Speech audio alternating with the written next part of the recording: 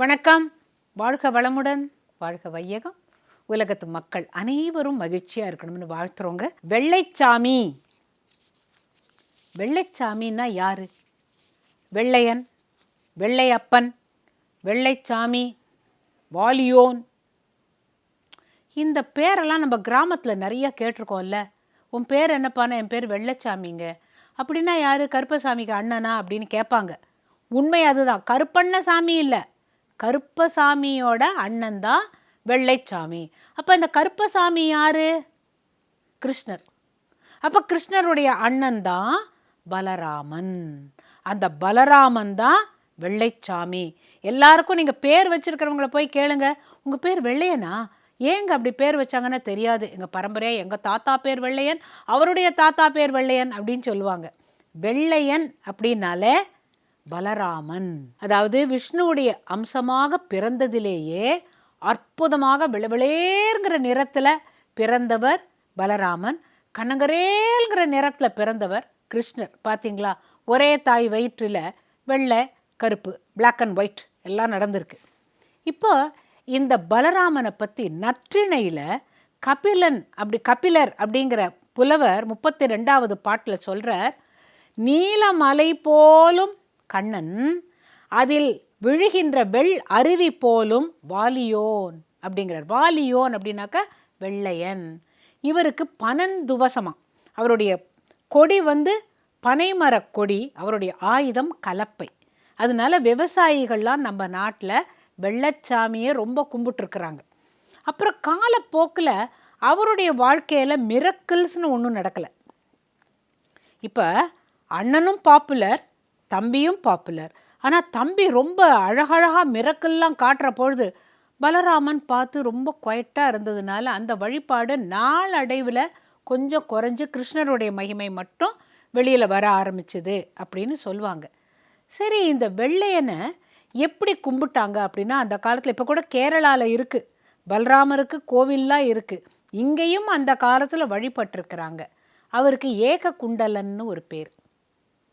பனந்துவசன், ஏககுண்டலன், முன்னோன், வாலியோன், வெள்ளை, வெள்ளையப்பன், வெள்ளையன், இப்படியெல்லாம் அவருக்கு பேர் சொல்கிறாங்க. இவர் எப்படி பிறந்தார் அப்படிங்கிற வரலாறு ரொம்ப பேருக்கு தெரியாது. தெரிஞ்சவங்களுக்கு சரி, தெரியாதவங்களுக்காகத்தான் நான் அதை இன்னைக்கு சொல்கிறேன். இவர் போட்டுட்டார்ல வெள்ளைச்சாமின்னுட்டு சொல்லியே ஆகணும். இவர் கண்ணனுக்கு அண்ணன். எப்படி? தசாவதாரத்தில் 8வது அவதாரம் பலராமன். ஆமாங்க, அண்ணன்கிறீங்களே, எப்படி? அப்போ தேவகிக்கு பிறந்த அதே பையனானா? ஆமாம், அங்கே தான் ரொம்ப பேருக்கு தெரியாது.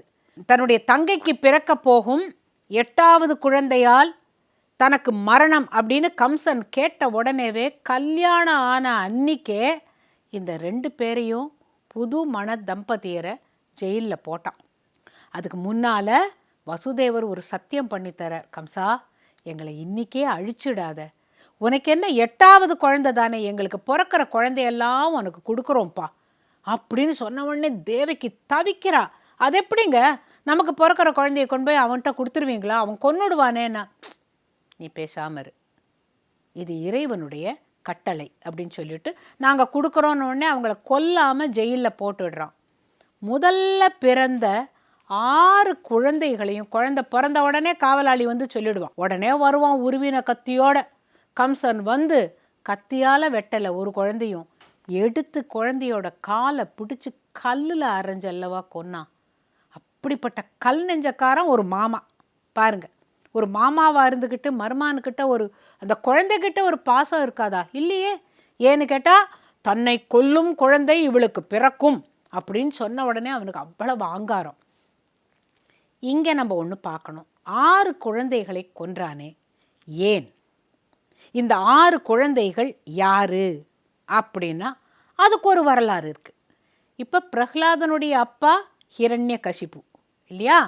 அவனுக்கு காலநேமி அப்படின்னு ஒரு மகன் இருந்தான். இந்த காலநேமிக்கு 6 குழந்தைகள். இந்த 6 குழந்தைகளும் நல்ல பூர்வ ஜென்மத்தில் ஏதோ ஒரு நல்ல பிறவியாக இருந்து இவங்களுக்கு புத்திரர்களாக பிறந்ததுனால இந்த 6 பேர் ஒன்று சேர்ந்து இந்த ராட்சச கூட்டத்தில் நாம் பிறந்துட்டோம், வேண்டாம்ப்பா, நம்ம இவங்களை போல அக்கிரமம் பண்ண வேண்டாம், ஆனால் சாகா வரம் பெறலாம். யார்கிட்ட?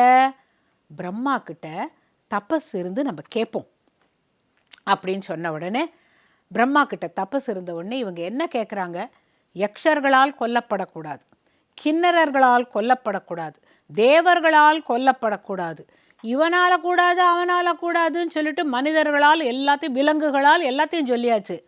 ஆனால் ராட்சசரால்ங்கிறத சொல்லலை. ஏன்னா இவங்களே ராட்சச குலமாச்சே, அதை கேட்கல. கேட்ட உடனே சரி உங்களுக்கு இஷ்டப்படி அந்த வரத்தை தந்தேன் அப்படின்னு சொல்லிடுவேன். அப்போ இந்த விஷயம் யாருக்கு தெரியும்? ஹிரண்யகசிப்பு. அவன் என்ன சொல்லுவான்? தாத்தா, சொந்த தாத்தா நான் இங்கே இருக்கேன், என்னிடம் நீ வரம் பெறாமல் பிரம்மா கிட்ட போய் வரம் கேட்டிருக்கேள் நீங்கள் 6 பேரும். எனக்கு உங்கள் மேலே துளி கூட பாசம் இல்லாமல் போச்சு. என்னை எப்போ மதிக்கலையோ அப்போ நீங்களும் என்னுடைய பேரர்கள் இல்லை. உங்களை நான் இப்போ சாபம் கொடுக்குறேன்னு சொல்லிட்டு என்ன சொல்கிறான்? அடுத்த ஜென்மத்தில் உன்னுடைய சொந்த தந்தையே கொல்வான்டா அப்படின்னுட்டான். சொந்த தந்தைன்னா யாரு? காலநேமி. இந்த காலநேமி தான் கம்சனா பிறக்கிறான் அடுத்த ஜென்மத்தில். அதனால தான் அந்த ஹிரண்யகசிப்புவோட சாபத்தினால் இந்த குழந்தைகள் தேவகியின் கருவில் பிறந்த உடனேயே அவன் எல்லா 6 குழந்தைகளையும் கொன்னதுக்கு காரணம் ஹிரண்யகசிப்பு கொடுத்த சாபம். இது பாருங்க எப்படி இருக்குன்னுட்டு. சொந்த அப்பாவே மாமனா வந்து அந்த குழந்தைகளை கொல்ல வேண்டியதான் விதி, பலிதுன்னு சொல்கிறோமே அது. 7வது முறை தேவகி கருத்தரிக்கிறாள். அப்போ கிருஷ்ணர் பார்த்தார், 6 குழந்தைகளை தான் கொல்ல வேண்டியது நியாயம், இந்த 7வது எனக்கு உதவிக்கு வேண்டும். ஏன்னு கேட்டால் அது ஆதிசேஷனுடைய அம்சமாக அந்த குழந்தை பிறக்க போகிறது அப்படின்னு சொல்லிட்டு மாயையை கூப்பிடுறார். மாயைனா தேவி, நம்ம காளி வைஷ்ணவி அப்படிங்கிறோமே, அவளை மாயையை கூப்பிட்டு நீ ஒரு காரியம் பண்ணணும். தேவகி வயிற்றில் இருக்கும் கருவை நீ இன்னொரு பெண்ணின் கருப்பையில் மாற்ற வேண்டும். அவ யாருன்னு கேட்டால் வசுதேவருக்கு தேவகி 2வது மனைவி. மூத்த மனைவி பேர் ரோஹிணி. ரோஹிணியோட வயிற்றில் நீ மாற்றிவிட வேண்டும் அப்படின்ன பொழுது இந்த இடத்துல உங்களுக்கெல்லாம் மண்டையில் தோணுமே, அது எப்படிங்க ஒரு பெண்ணோட கருவை எடுத்து இன்னொரு பெண்ணோட கருவில் வச்சிருவீங்களா? ஏன் இன்னைக்கு IVFங்கிறீங்களே, இன்விட்ரோ ஃபெர்டிலைசேஷன் பண்ணுறீங்களே, எத்தனை கருத்தரிப்பு மையங்கள் இருக்கிறது, எத்தனை வாடகை தாய் இருக்கிறார்கள், யோசனை பண்ணி பாருங்க.